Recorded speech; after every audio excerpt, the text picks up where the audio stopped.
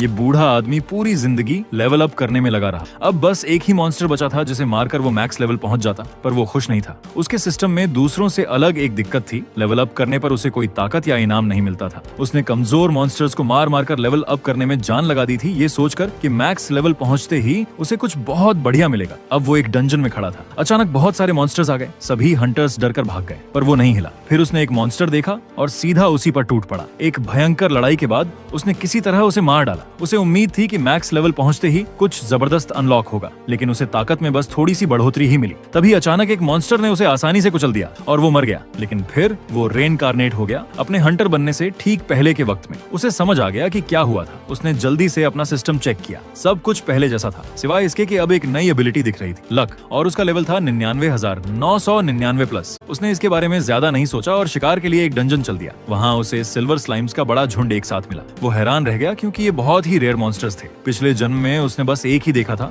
और तब भी मार नहीं पाया था। इस बार उसने सिल्वर स्लाइम को मारा और उसे एक एस रैंक वेपन मिल गया। फिर एक के बाद एक और भी बहुत सारी सिल्वर स्लाइम्स आई। उसने उन सभी को हरा दिया और ढेर सारे रेयर आइटम्स हासिल कर लिए। तभी उसे याद आया कि वो 17 साल से घर नहीं गया था। उसने घर लौटने का फैसला किया। घर पर सिर्फ उसकी बहन थी, उसकी माँ बीमार थी और अस्पताल में थी। उसने हासिल किए सारे रेयर आइटम्स बेच दिए और उस पैसे से एक हीलिंग पोशन खरीदी। उसकी माँ ने उसे पीने के कुछ ही दिनों बाद ठीक हो गई, पर वो जानता था कि हीलिंग पोशन स्थायी नहीं थी। ये उसकी बीमारी को पूरी तरह ठीक नहीं कर सकती थी। अपनी माँ को पूरी तरह ठीक करने के लिए उसे एक एलिक्सर चाहिए था, एक अनोखी पोशन जो सिर्फ 50वीं फ्लोर से नीचे वाले डंजन्स में मिलती है। पूरी दुनिया में अब तक कोई भी इसे पा नहीं सका है।